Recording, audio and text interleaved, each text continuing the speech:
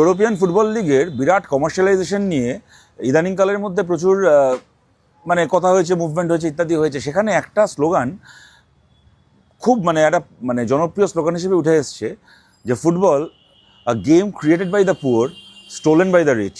এমন একটা খেলা ফুটবল, গরিব মানুষ খেলাটাকে জন্ম দিয়েছেন, তৈরি করেছেন, আর বড় লোকেরা খেলাটাকে চুরি করেছে।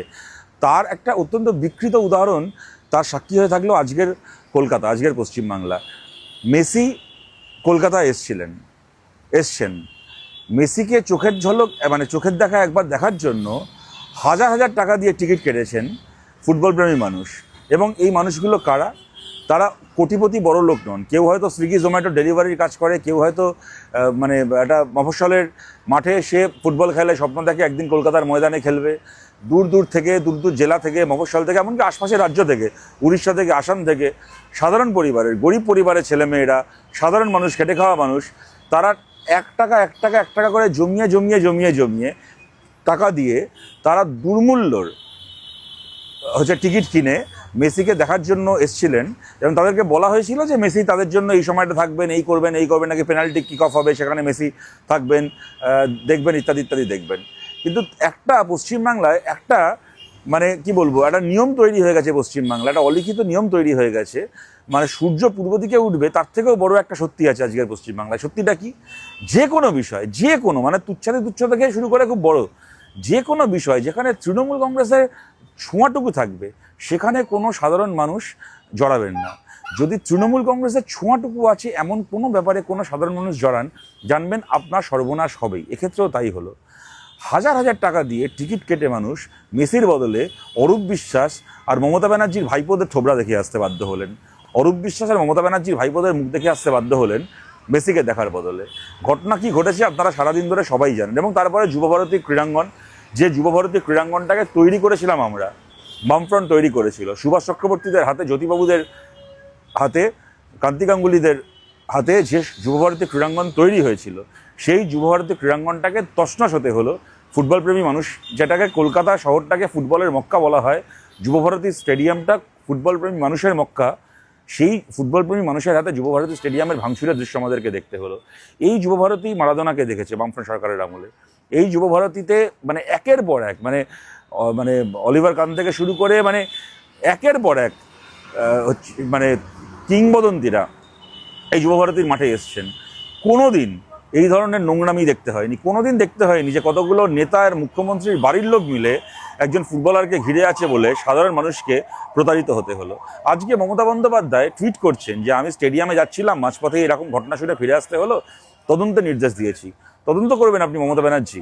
মেসির চারদিকে ঘিরে দাঁড়িয়ে আছে যে লোকগুলো, আপনার পরিবার, আপনার ভাইপো আকাশ ব্যানার্জি, তাদের ছেলে মেয়ে থেকে শুরু করে তারা, আপনার পরিবারের লোকেদের জন্য এই জিনিস ঘটেছে, আপনার মন্ত্রী অরূপ বিশ্বাসের জন্য এই জিনিস ঘটেছে। আপনারা তদন্ত করবেন। আর কত নোংরামি, আর কত ছেঁচড়ামি এই বাংলার ক্রীড়া বলুন, সংস্কৃতি বলুন, এই জগৎকে দেখতে হবে।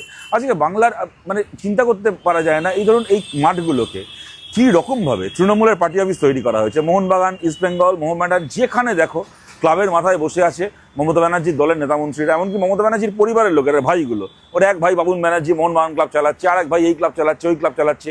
হকি অ্যাসোসিয়েশন, সুইমিং অ্যাসোসিয়েশন, বাংলার অলিম্পিক অ্যাসোসিয়েশন থেকে শুরু করে টেবিল টেনিস, যেখানে দেখবে মমতা ব্যানার্জির ভাইরা চালাচ্ছে। কারা এরা? কী যোগ্যতা আছে এই সমস্ত বাবুন ব্যানার্জি, অজিত ব্যানার্জি?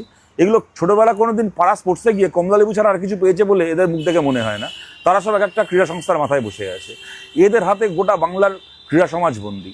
আজকের এই ঘটনা তো একটা যাকে বলে একটা ইনসিডেন্ট, কিন্তু যে ঘটনাগুলো ঘটে আসছে, ধরুন ইস্টবেঙ্গল ক্লাবের সাথে কত দলমত নির্বিশেষে কত বড় বড় নেতারা যুক্ত ছিলেন।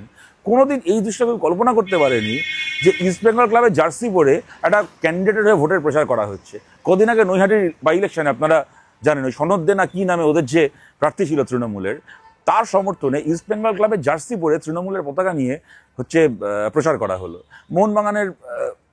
মোহনবাগান দিবসের অনুষ্ঠান থেকে শুরু করে বিভিন্ন মোহামেডান ক্লাবটাকে তো সুলতান আহমেদ একেবারে লাঠে তুলে দিয়ে তারপর নিজেও কবরে চলে গেল, মোহামেডান ক্লাবটারও 12টা বাজিয়ে দিয়ে গেল।